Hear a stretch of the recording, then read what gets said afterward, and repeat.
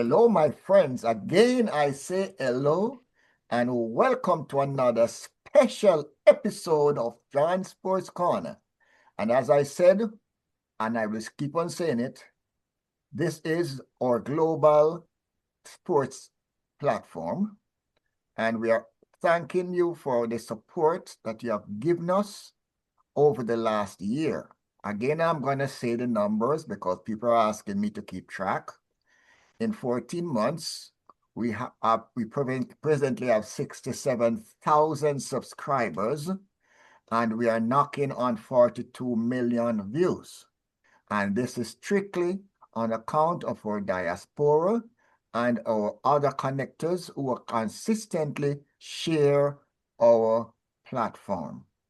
So I thank you again, and let me say welcome and turn you over to our host for the John Sports Corner, Cricket Hall of Fame inductee, John Melbourne. John, over to you, sir. Thank you so much, Trevor, and a very good afternoon to our family and friends out there. Again, thank you for visiting and staying with John Sports Corner on the SosoBone Media Network, the global Caribbean media capital.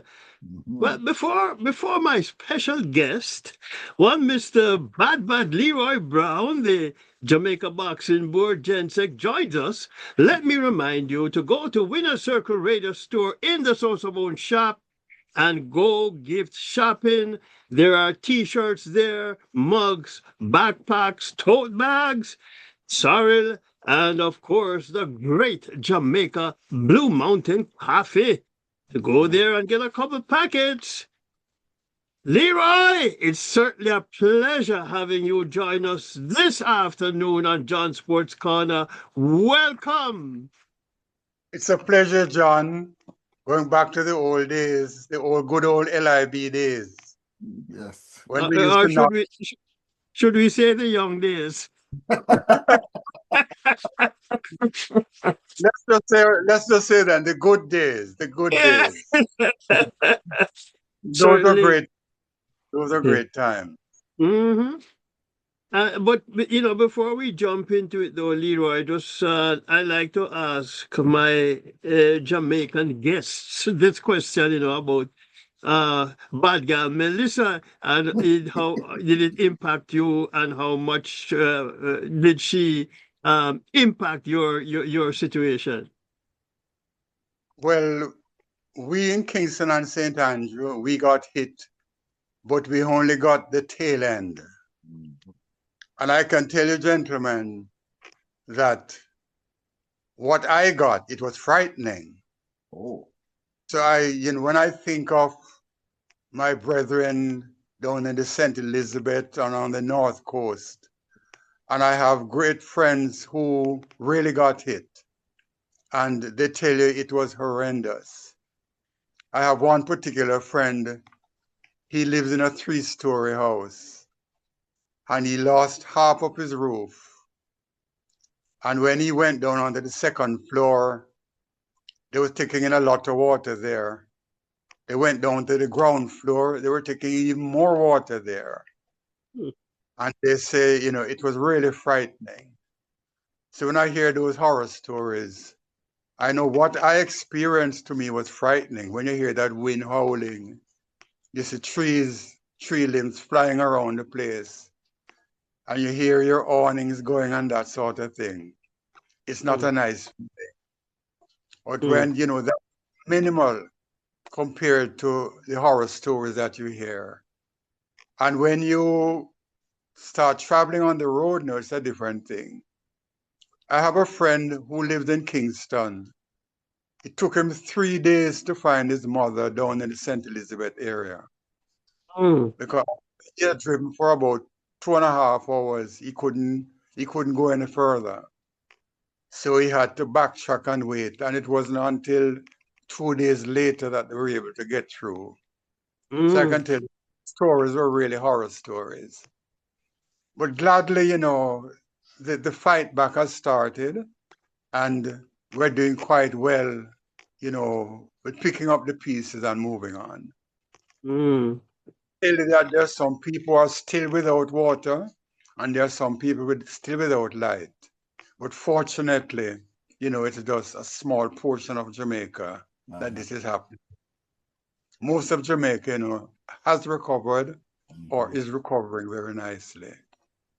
And what it has brought out also is, man taking care of his brother and his sister. Yes. And people have really rallied around. Yes. And even in the sporting fraternity, I must say, those people who have been damaged, they're getting lots of help, particularly from New York and Canada. Okay, good. And in boxing, we are also getting some assistance where that is concerned too. So what it has done, it has bring out the best in people. And we are so grateful for what is happening. Well, and I can say this, I have a cousin who is in Mandeville, and it wasn't until, I think, 2 weeks ago that I finally got through to him. Right. I just couldn't reach him. But Yes, thank God he and his family were safe. yes, some telephones are still down. But as I said before, fortunately, the bulk of them are back now. Okay. But there's still a small percentage that are out. And I know a lot of work is going on to see that, everybody comes. Normalcy will take a little time, but at least a livable situation that's in vogue right now. Well, let's talk boxing, Leroy, and boxing in Jamaica. You have been in the trenches in boxing for, can I say, is it safe to say donkey's years?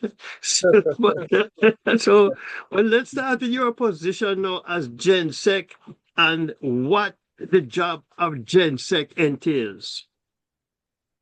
You brought up the matter of the time, John. Are you talking about longevity? In March of this year, I will be in boxing for 60 years. 60 years. So, I've been around the block. Yeah. And I've enjoyed most of it.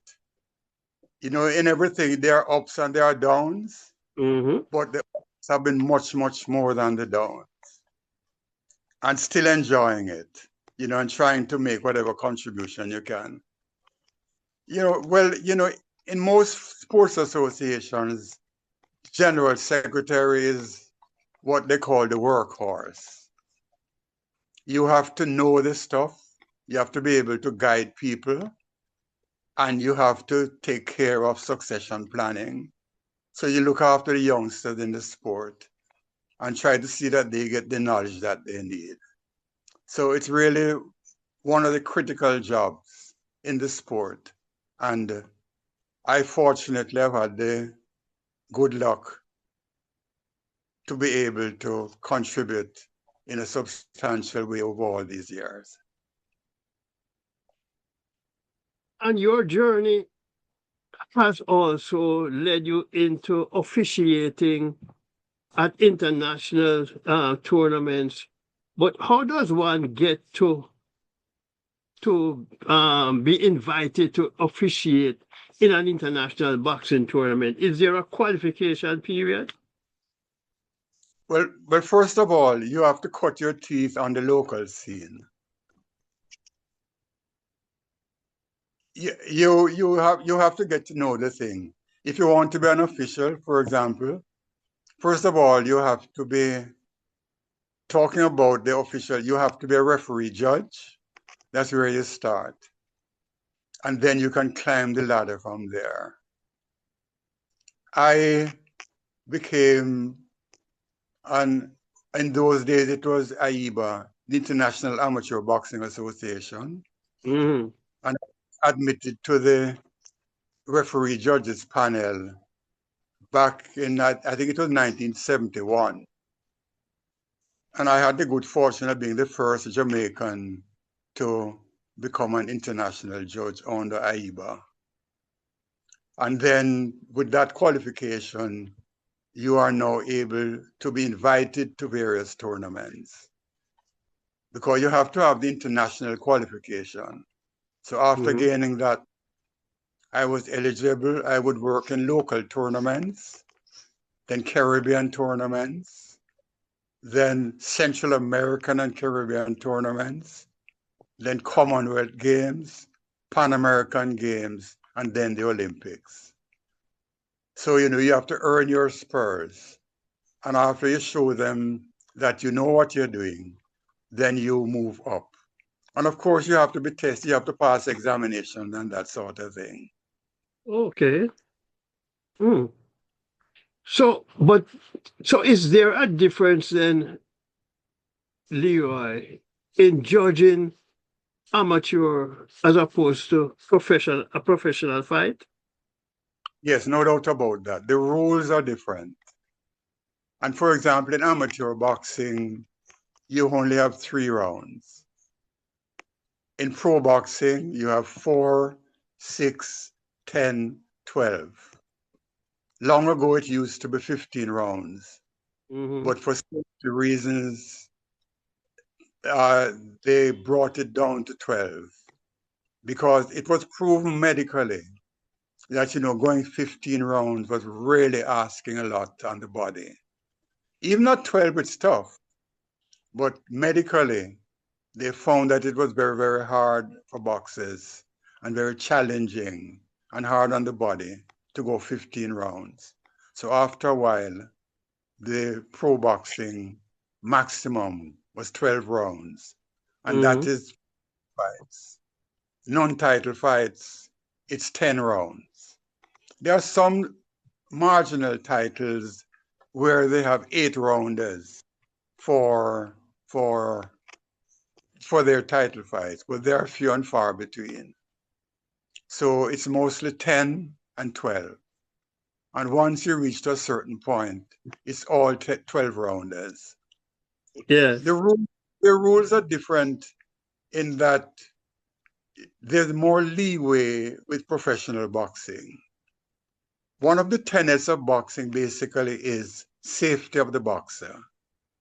And the referee has a very important part to play with that is concerned. And one of the rules that referees in particular have to pay attention to is the basic rule that it is better to stop a fight 1 punch too early than 1 punch too late. Because that one extra punch can mean disaster and sometimes death. Fortunately, we don't have many deaths in our sport, but we have had them. And so the Mm-hmm. rules have improved over the years to make sure that, deaths in boxing are few and very far between. And in the amateur boxing, it is even more stringent. The referee will stop a fight, an amateur fight, much faster than he will stop a pro fight. The Mm-hmm. pro fight, the boxers will have a little more leeway, though the referee will keep himself close to the action. But in amateur fights, for example, you get one heavy blow and you're a little bit groggy, you will get an 8 count. And these are called protective 8 counts. And this is to allow you to recover and then go back into action. But in pro boxing now, there's more of a leeway where that is concerned. And the referee will allow a boxer to take a little bit more punishment, as we call it, punishment in inverted commas, before he will Mm. step in. Because once the referee steps in pro boxing, he's going to start counting to 8. 8 if you go down, and there again we have the mandatory count in professional boxing. Mm-hmm. If any part of your body hits the canvas, you get an 8 protective count. And then the referee will decide after that 8 count if you are capable of returning to action. If you are, then he will allow the fight to continue. If you are not, then you will lose by TKO. So I, safety is really one of the paramount things. I remember the days, Leroy, when it was championship fights were 15 rounds, and they Right. said the champions lived between 12 and 15.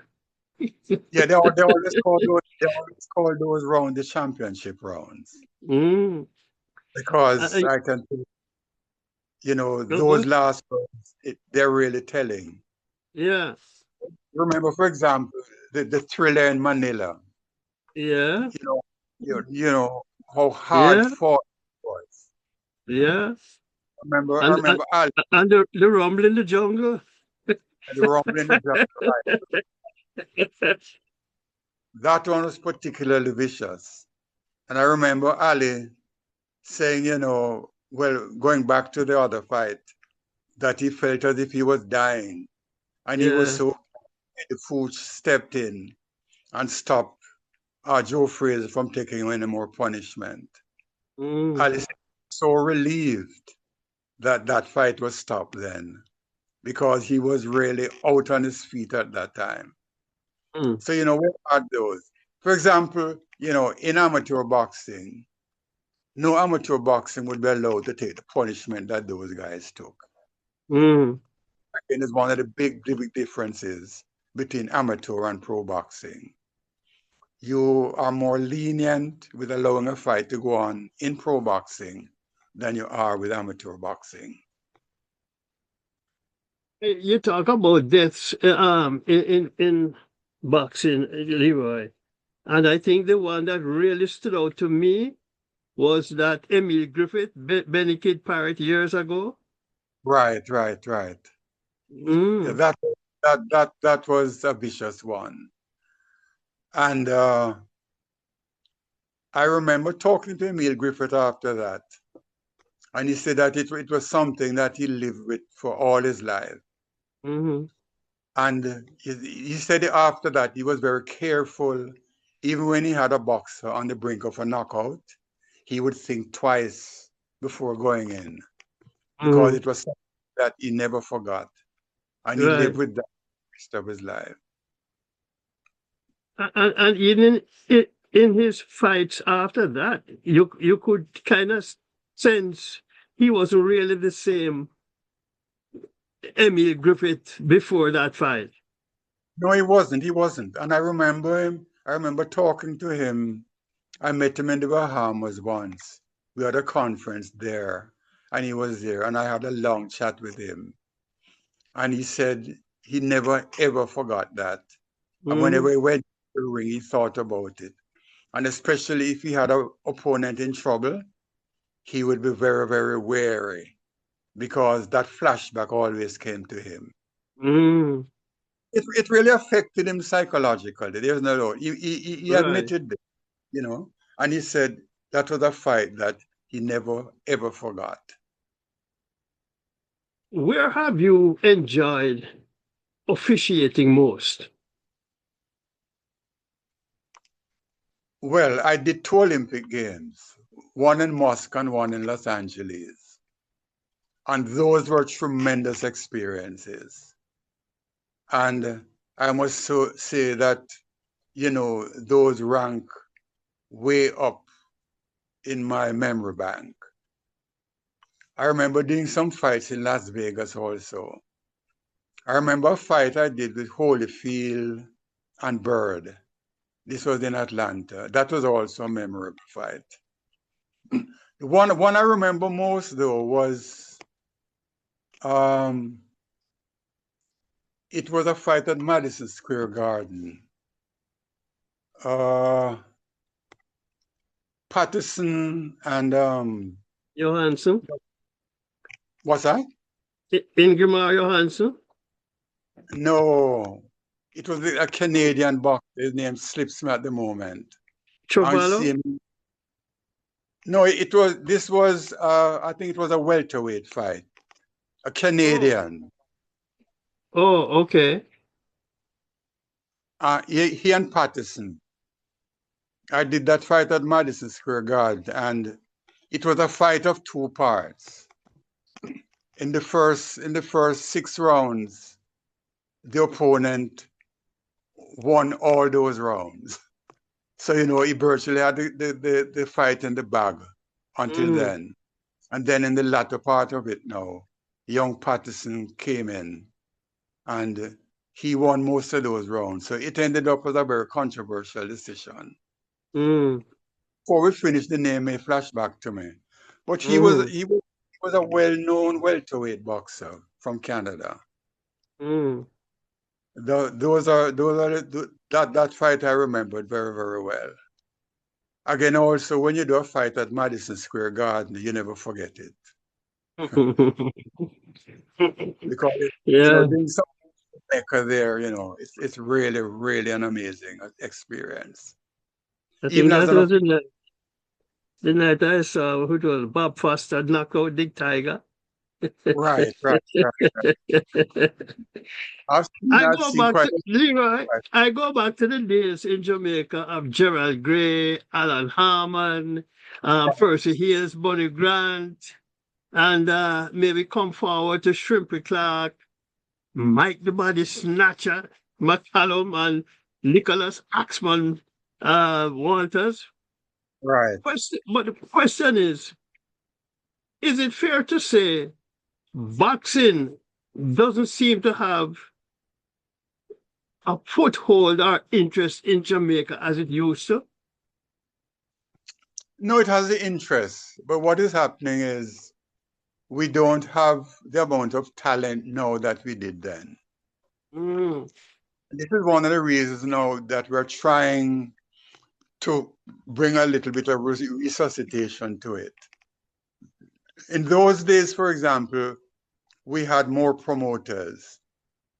And as you know, the promoter is the lifeblood of boxing because they put themselves and their money on the line. The promoter and a sponsor working with the promoter. And so, in those days, you go back to Mayor. And of course, the doyen of promoters in Jamaica was Lucien Chen. And then you had Felix Smith. He was like a journeyman promoter, and he promoted a lot of smaller fights. And of course, you also had Poco de Souza, going back to, way, way, way back.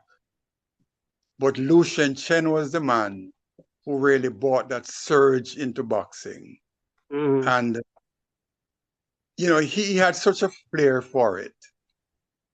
And he would go there, and he brought in one of the most famous things for boxing in Jamaica was the dinner boxing. And interestingly, that dinner boxing idea, I was the person who sold it to him. Because what was happening then was that promoters were not making money. And I remember him complaining to me once that a lot of chicanery was going on where tickets were concerned, where he would have a full house. And a lot of the tickets were not legitimate tickets. Saying, other people were making money rather than him making it. So I remember doing a fight in Las Vegas, and it was done in a hotel, and it was broadcast by HBO. And the audience was a small audience. But because it was well promoted and it was being carried on television, it was a world title fight. So when I came back to Jamaica, I say, Lucien, I remember when I saw this thing, my mind flashed on you immediately. Because if we can have boxing in a hotel and we beam it from the hotel to people's homes, people will buy into the idea. What you need is a television station who is willing to work with you, and then sponsors who will come on board with you. And, after a couple of days of thinking, he said, Leroy, I think you have a great idea there, And he went for it. And we had a surge of dinner boxing fights in Jamaica that, we would have half a dozen fights, good fights for the year, which, at one time was unheard of, because you would have 2 or 3 fights for the year, good fights, title fights, and that sort of thing. but Lucian took it into the hotels, broadcast by JBC television, covered by the newspapers. And people paid a premium price to come in. And as he pointed out, people will dress up and come in and watch something and pay good money for that. So you sit down, you have a nice meal, and then after that, you have 4 or 5 good fights. And everybody, the promoter, he sells his own tickets, and those tickets are personalized because there are not that many. So he can manage that much better than if you are, the large scale stuff. A lot have gone now into, the security where ticketing is concerned. And, things to check out bogus tickets and that sort of thing. But in those days, it wasn't so. Right. So you had to deal with numbers.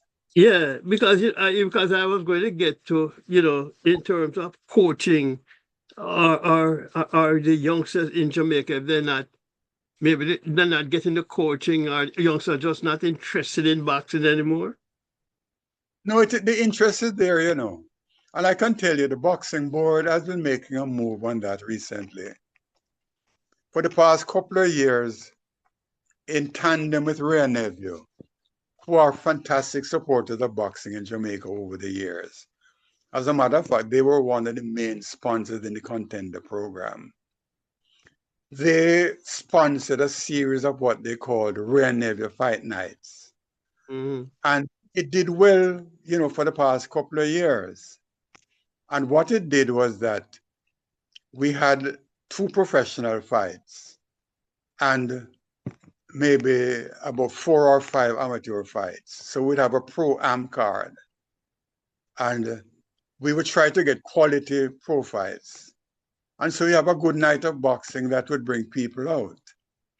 And what they also did with this is that they went into various communities and they didn't charge any entrance fee to go into those fights. So, you'd have a terrific gate. Hundreds of people would come in and cheer on their boxers. And it ran very well for a couple of years. Now it has wound down for a little bit. And what the Boxing Board did, again with some support from Ray Neville and a couple of other sponsors, is that we had what we call a futures program. And in that program, we had 1 or 2 pro bouts, and we'd have 7 or 8 amateur fights. And this, as the name said, futures. The emphasis would be on the younger boxers, both young amateurs and young pro boxers. And we had a series going for the past couple of years. And that series ended in December last year. So, we're now looking now at recalibrating this year.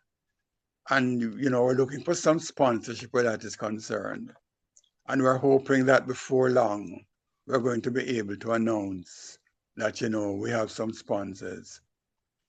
We have some good people talking to now and helping us. And for example, one of the names that we're talking to now is Wisinko. They have a wide range of products, and they are looking at putting one of their products, a name product, to work with boxing. And the Sandals Group has also assisted us. Particularly, we have a gym in Montego Bay, and they are giving a lot of assistance where that is concerned. And some of the other tourist interests are there. And I can tell you, our gym in Montego Bay took quite a licking. So we're trying to get back up and running. It is still not running to full capacity at the moment, but we know in a short while that will be there. But we're very optimistic. And right now, we're really into a rebuilding program. We have a couple of boxers. We have about 4 or 5 pro boxers that we're looking at now. They are forming part of the Futures program. And along with amateurs, we are positive that in the next year or two, the rebuilding will step up appreciably, and that will get back boxing, back to the international level in a short while. How about this? What role does the gloves over guns play now in the development of boxing there? That is a good part of our futures program. Well, the idea was the gloves over guns idea was to help the youngsters, particularly in certain areas, to get the benefits of the sport. So, we had to, and that is what, and the gloves over guns idea get the boxing sometimes we get a dead ear there, Leroy. I don't know what was going on.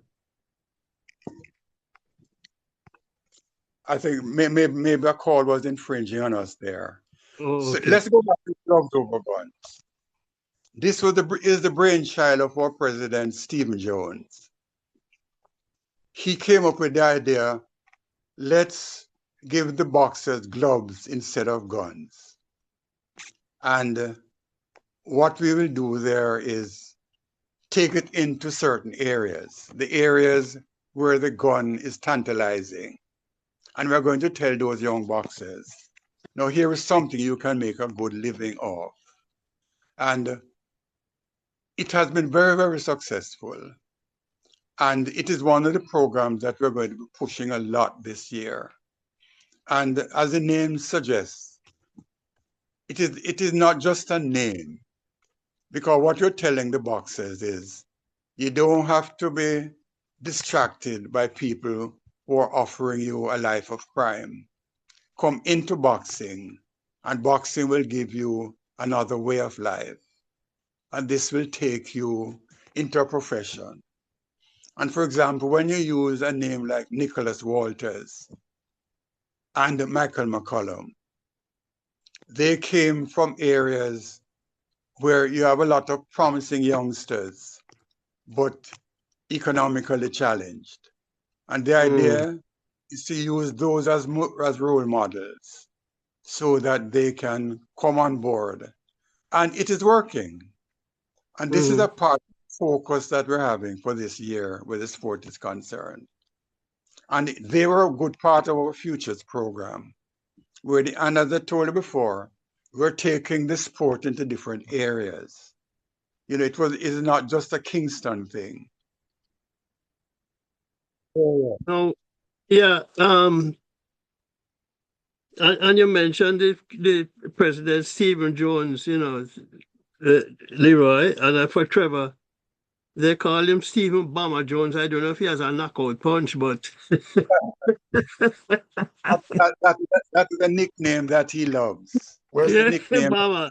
Well, he's in the medical profession, so right.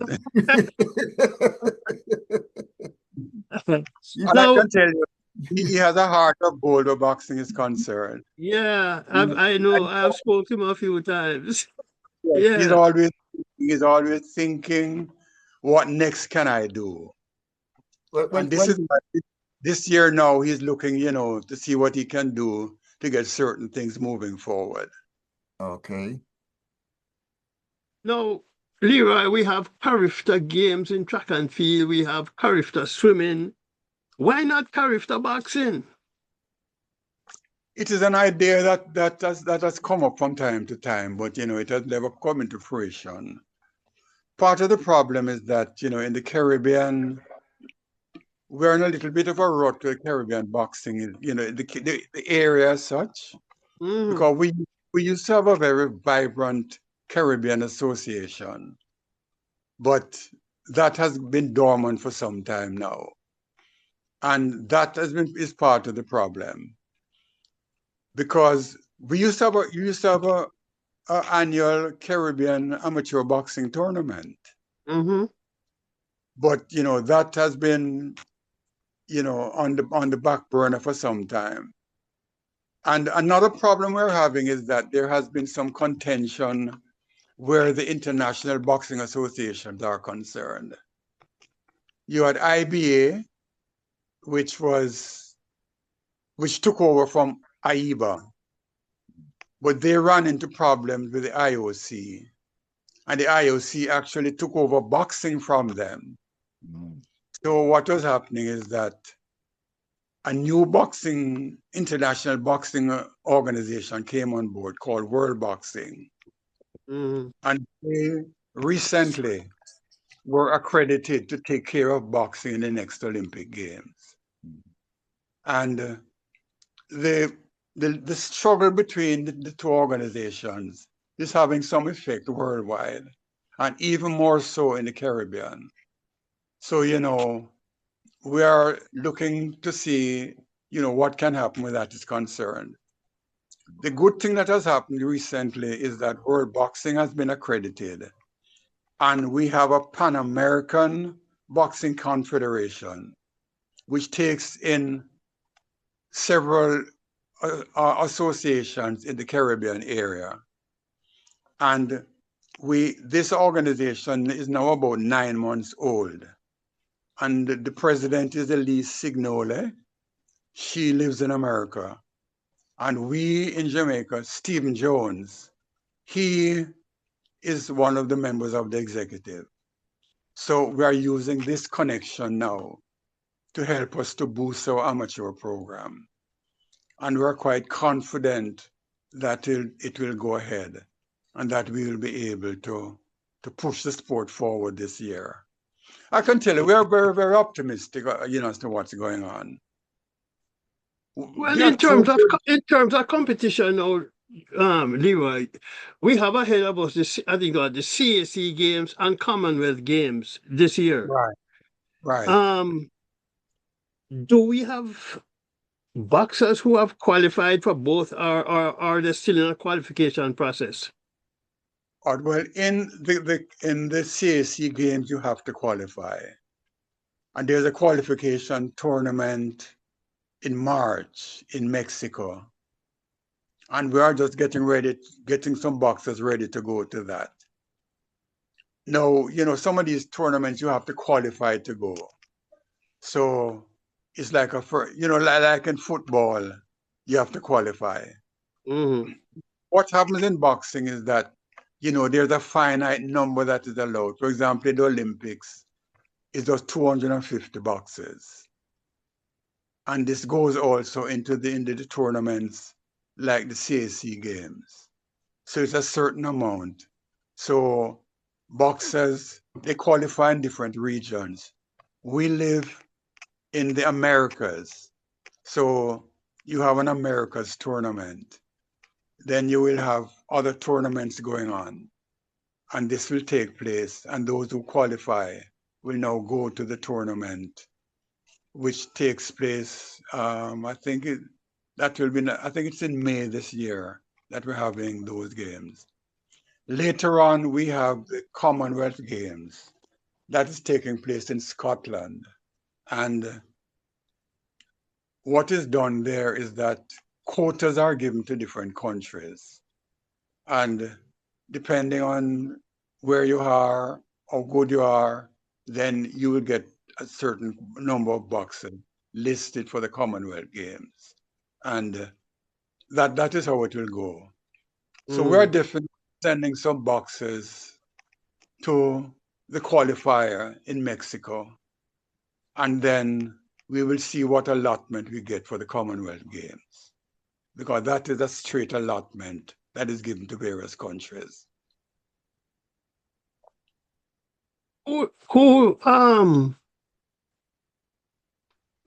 Which boxer we have though that we have maybe high hopes on? You're talking about pro boxers or amateur boxers? No, at the amateur level for the CAC and the Commonwealth Games. Well, right now we have a small in this boxing, for this tournament, we have what we call the elite boxers. And you have to have a certain number of fights and and this is part of why you have the qualification system. And I'd say we have about half a dozen good boxers who we are now looking at to see if we can get them to the games. I don't want to call any names at this moment, so it's not any preference. But we have about 6 or 7 boxers that we're looking at that we can send to these qualifiers. Of course, another big problem is finances, because to do finance ourselves, we get help sometimes from the Jamaica Olympic Association. They are very helpful where this is concerned. But of course, they have to help so many associations that they can give, is limited. So the money available will, to a large extent, determine how many boxers we can send to, for example, the CAC qualifier. And then hopefully, we'll get some boxers qualified and they can move on to the Commonwealth Games later on in the year. And of course, we're pushing forward to LA, of course. Yeah, but do our amateur boxers get enough fights, Leroy? The answer is no. And this is something we're working on. And this is where the programs that we have, the Fight Nights and the Futures program. These are the programs that do this. And, looking towards the Olympics, we're going to have dual tournaments, with different countries. So this is something we're looking at. And with the Pan American Boxing Confederation, they are also urging members to help each other. So, if you can have a tournament, if we can have a tournament, say, with Trinidad or Barbados, then that will help our boxers to get the sort of competition that they need. And it's a matter of, helping us and helping our brother to see how it goes. Because at this point, I suppose we probably should be using like CSE games and Commonwealth games as the build-up towards the Los Angeles Olympics, which is 2 years away now. But that is how it goes. For example, take McCollum. We sent boxers first to the CSE games.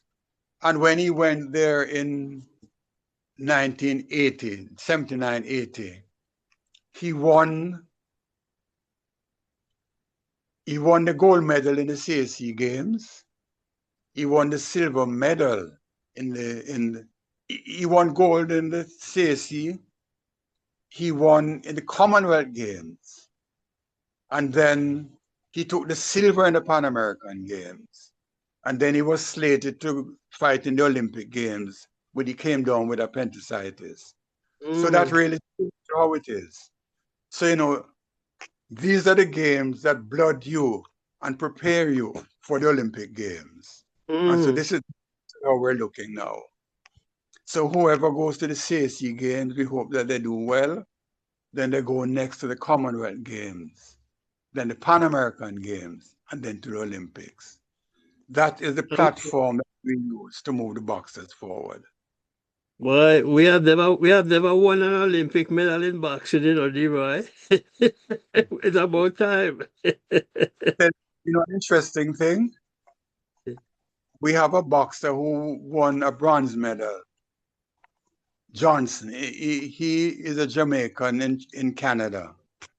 And he won a medal, but he won it for Canada. So we do have a who won an Olympic medal, but it was for Canada. Because he was fighting for Canada then. But McCollum was definitely our best hope. Berbick also in Montreal. Yes. He came close. I think he reached to the quarterfinals. But McCollum definitely was the man, though. Yeah. But he was knocked out by appendicitis, unfortunately. Mm. So, we'll see how that goes. Now, Axman has not been the same since losing to Lomachenko. Was it mental or physical? In what way do you mean? Hmm? You're talking about the last Lomachenko? When he lost to Lomachenko, he didn't Oh, well, he just didn't seem to be the same after that. I don't know if it's physical or mental. no, there's a long story to that. If I might just sum it up very, very quickly. He was on his way to $1 million fight with Lomachenko because the two camps were carrying them along parallel lanes for a while. And then he unfortunately broke up with his manager, Jack Deschamps. And that was where his career really came to a halt. He had a disagreement with Deschamps about the purse that he got for a certain fight. So he decided that he would take over managing himself. Mm. And no top boxer can do that. Mm. So what he did, he broke with Deschamps, and then he lost his title on the scale. Mm-hmm. Is an unforgivable sin in boxing. Mm. So he lost his fight on the scale. And then, nothing was happening with him for a while. So it ended up with him down the road, talking with Bob Arum and Top Rank for a fight with Lomachenko. But he was not prepared for that fight. Mm-hmm. Because while Lomachenko, he was idle for over a year, while Lomachenko was winning titles. Mm-hmm. And when he eventually signed to beat Lomachenko, he was in no condition. And what happened then was that he had to spend a lot of time concentrating on losing weight rather than properly preparing for Lomachenko. Mm. So he was not the old Nicholas Walters when that fight came about. And it didn't surprise anybody when he lost. Mm-hmm. But that was his problem. That, having broken up with his manager, things just went downhill after that. And the loss to Lomachenko was a lack of preparation. Mm-hmm. And this is one of the most unfortunate stories that we have in our boxing. That, there was so much promise. If he Yeah. had done right now, I would say Michael McCollum has been the number one boxer we have produced. Nicholas Walters would be next. And I think he would have surpassed McCollum if he had not gone off track with that breaking with his manager and then that unfortunate loss to Lomachenko, which really killed his career. Yeah. He tried a couple of comebacks, but they just didn't work. Mm-hmm. And, I would say quite like, his career is really history at this point in time. We lost, you mentioned it, Mike McCallum, the body snatcher last year. Talk to us a little bit about Mike McCallum, Leroy. Your memories. Well, Mike was one of the best experiences I had in boxing because I went with him through the years. I was with him when he won at the CAC Games. I was with him when he won at the Commonwealth Games. I was with him when he lost the Pan American thing because of not following advice. He got careless. Mm. because, having done well against Aldamas in the first round, he thought he would try to take him out in the second. And instead, Lomachenko took him out. So he lost No, that. no, not Lomachenko. Not Lomachenko, Aldamas. Yeah. Talking about Lomachenko so much, yes. And, he lost to Aldamas. But, he moved on from there. And he became a pro. And, from the day he started, he never looked back. Mm-hmm. He became a pro in 1987. And then, he just went from win to win to win till he won his first title against Sean Mannion back in 81. No, he started in 81 and he won the title in 84 when he beat Sean Mannion. And then, it was just uphill after that. He had some classic wins. I remember, well, everybody remembers when he knocked out Corey.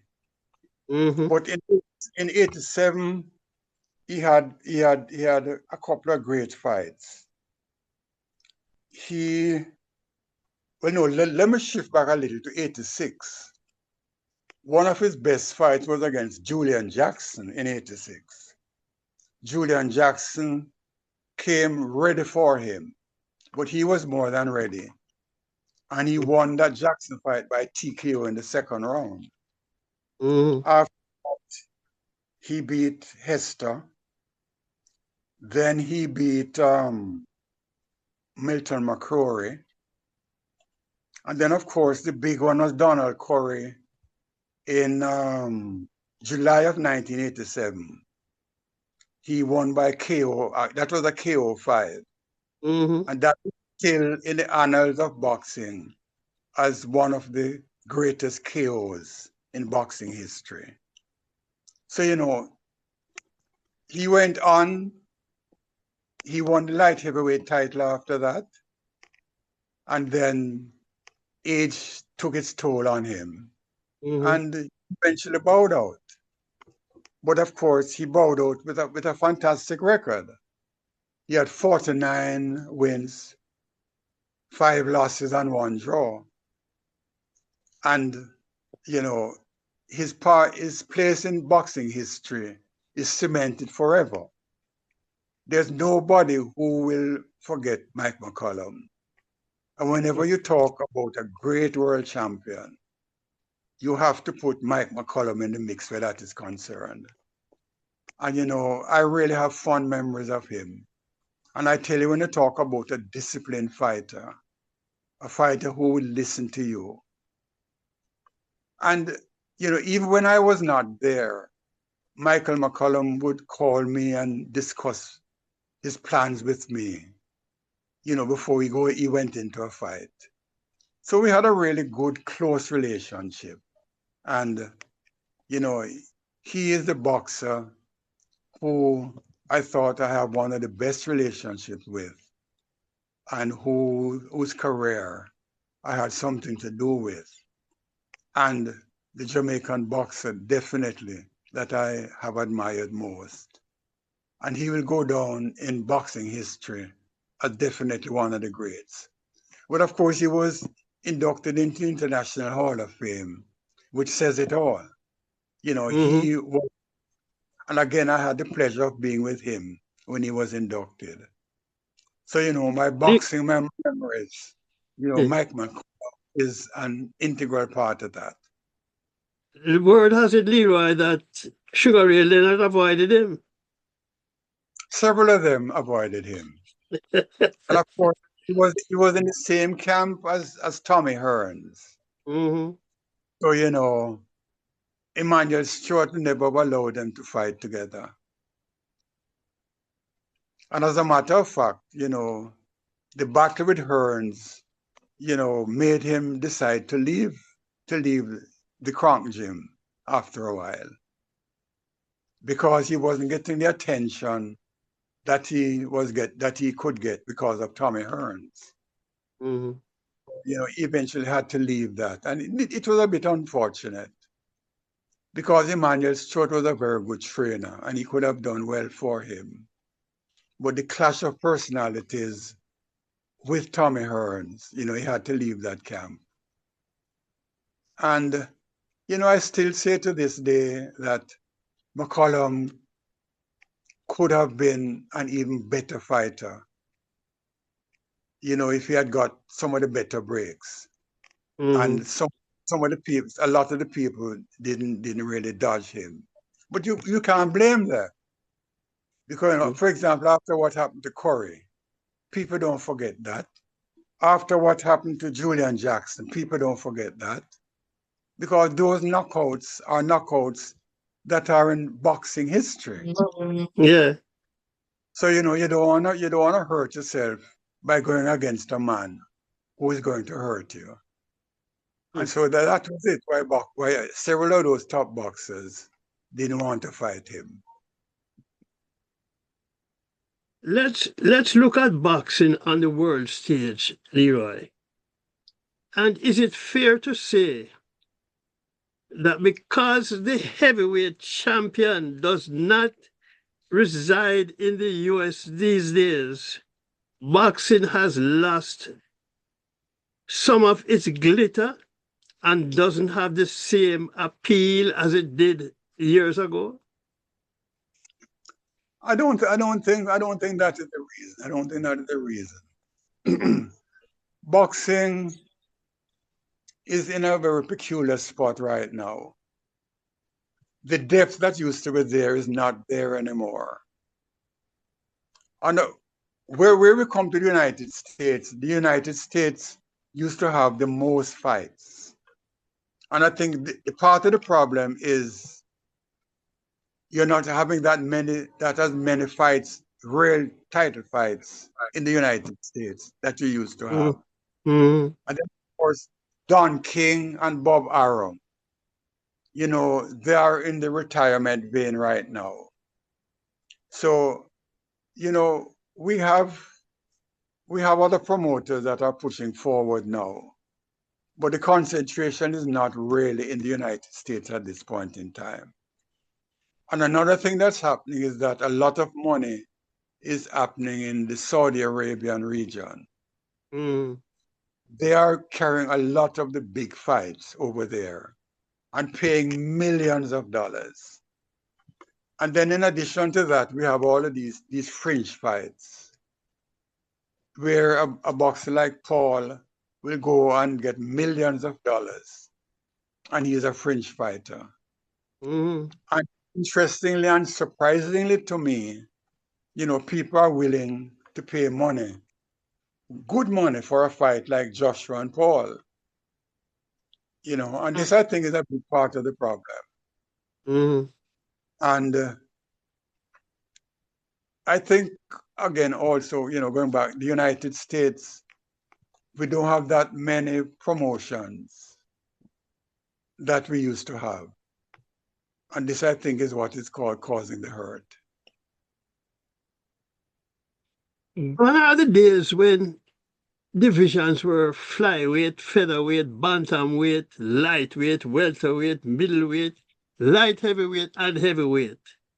Right. And while it presents more title opportunities for boxers, do you think adding the junior to this and junior to that has watered down divisions? It did water it down, but for a long time it persevered. Mm. Even though you had several, controlling bodies, WBA, WBC, IBF, WBO, even though you had those many, for many, many years, it survived. And these things, went on, and we had good boxing. Mm-hmm. But I think the promotional aspect, I think, is the key factor now. And we're not having that many promoters and promotions in the United States. And this is having that effect. And the money is going overseas. and a lot of money is going overseas. And we're having just these few mega promotions. And, you know, this I think is the effect, but, you know, we just have to see how it goes. You know, I'm going to ask you this question, Leroy, because it's something I never kind of fully understood. And I'm going to go back to a Bob Foster. When Bob Foster fought as a light heavyweight, he could knock out everybody, but put on a few pounds to step up to the heavyweight division.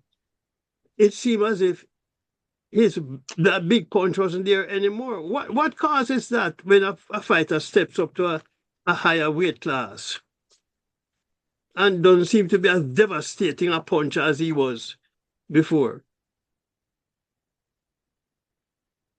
It's the progression of time. You know, when the boxers start putting on weight, it has that effect on them. And I think the situation is that a lot of the boxers, some of the boxers have been able to handle the change of weight classes.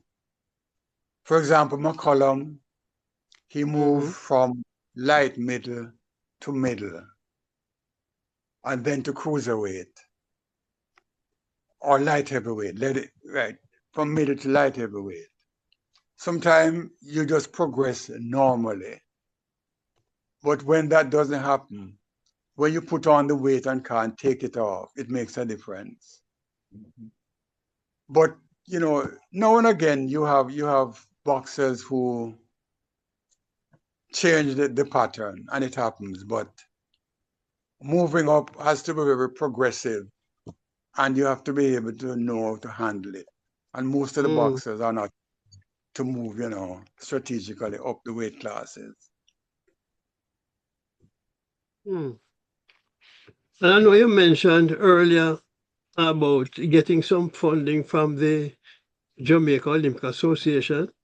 What about what was it SSDC or something like that? You get does he get back? Do you get funding from them? Yes, the SDF, the Sports Development Foundation, they support a lot of national associations. But what they do basically, there are some associations they give a monthly stipend to. And then you can get, you know, if you have special projects going, they will give you assistance where that is concerned. But though you get from those, what you really need, you know, especially for shows, you need sponsorship for shows. And if you don't have the sponsors, it's not gonna work. And as I told you, Ray and Navy have been very, very good where Jamaican boxing is concerned. Right. And we have had at one time, Deno and Geddes used to be a good thing. Fosco Oates used to do well with boxing. And now we have some hotels, as I mentioned, Sandals, they're giving us some help where boxing is concerned. But you really have to have sponsorship. For boxing to progress, either amateur or professional, you have to have sponsorship. And if you don't have sponsorship, it's not just gonna fly. And you know, worldwide sponsorship now is getting to be a very tricky proposition. Because as businesses go, they have to get their bang for their buck. Yeah. And people are not going to sponsor unless it is worth their while. There are some who will sponsor something because they're helping a cause, like, you know, helping the youth. But there has to be a pullback to the organization. And if they are not getting something worthwhile, the publicity, etc., then they're not going to come on board. And again, there are so many sports now that are asking for, so, you know, assistance. Yeah. the pie is there, but, you know, the pie is cut in so many pieces that the pieces get smaller as you go on. And that is the problem. Yeah. Well, Professor, I don't know if you have any questions for our Gensec, Mr. Leroy, bad Leroy Brown. Well, most definitely. I mean, I know you served as secretary of the Jamaica Boxing Association a while back, if I'm not Yeah. mistaken. Yes, I've been for a while. Yes, and you have some big hitters down there, young. I know you never mentioned any names, so I won't mention any names. But my interest now is the diaspora and the featuring or the talent we have in the diaspora, because we not while we talk about cricket in school and soccer in school, there's no conversation taking place about boxing in school. Okay, while we know that most of our boxers used to come from the inner cities, and yes, the program going for gloves is one that should promote, um, competition more than conflict. Um, my interest is one in how we can promote and showcase the talent, because most of what we have right now, when we look at our talent in Jamaica, we talk about who is going to the Olympics, okay? Who is running the 100 and who is going, some for the first time. And they are exposed to the diaspora. So we are watching them, okay? And we have seen them at champs, and we have seen um, soccer in capacity, cricket in capacity, but we are not seeing the boxing, okay?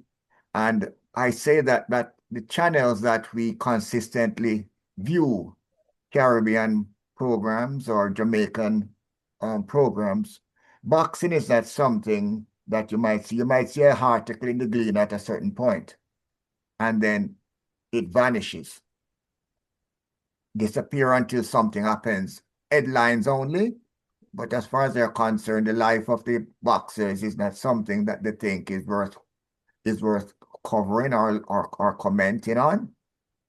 Okay, so when we look at the hitters that you have down there, we might find them, but we do not see a training video. We do not see them sparring. We know.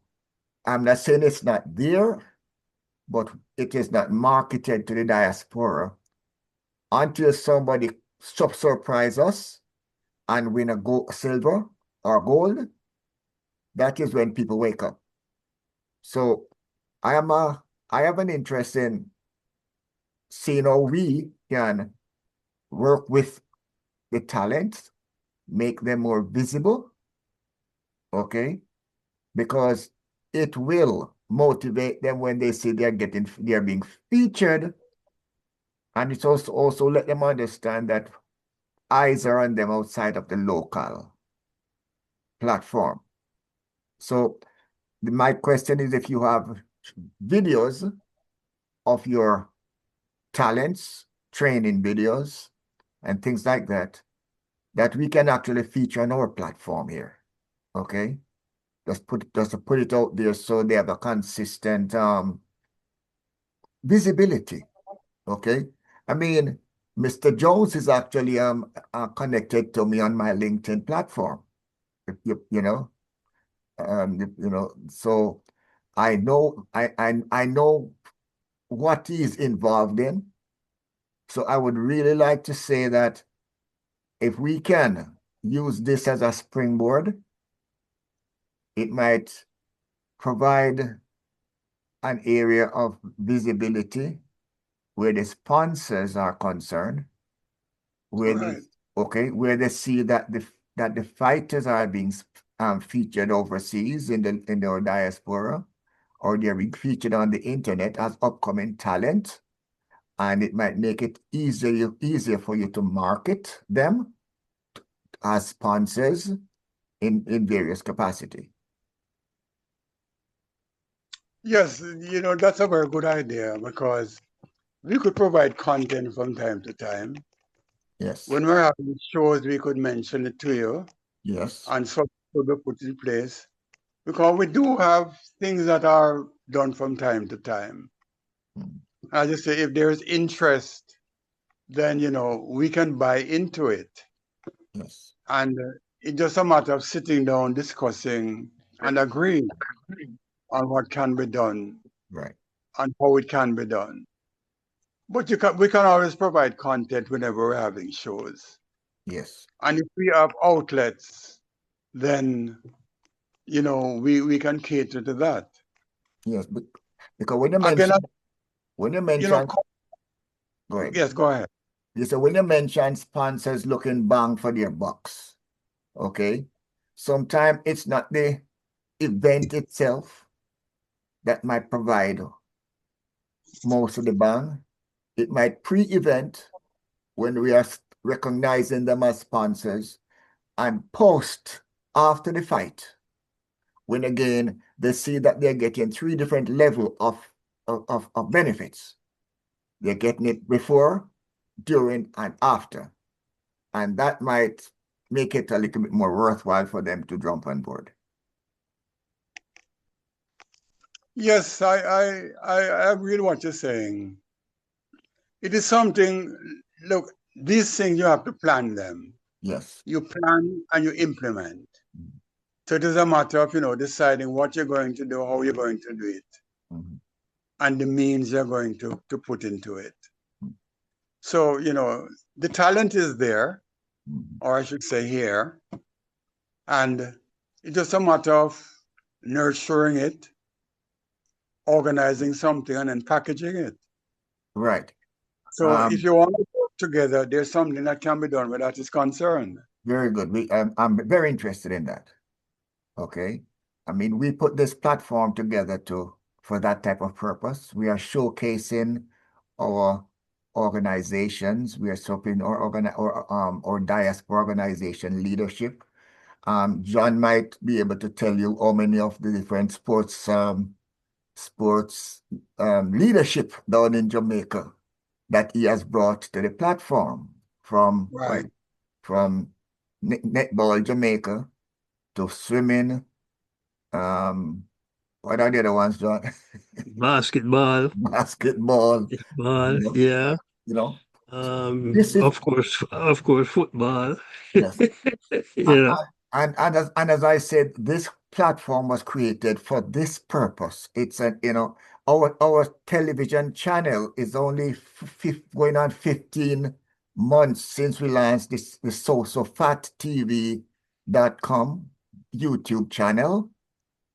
And it followed us launching the SosoBone media network in 2021. And as I said earlier, in 15 months, we have 67,000 subscribers, which is more than 1,000 subscribers per week. And right now we have 42 million views in 15 months. That is an average of 3 million views per month. So I know the traffic is there and growing. And I'm going to tell you, on our viewership, Jamaica is number 2.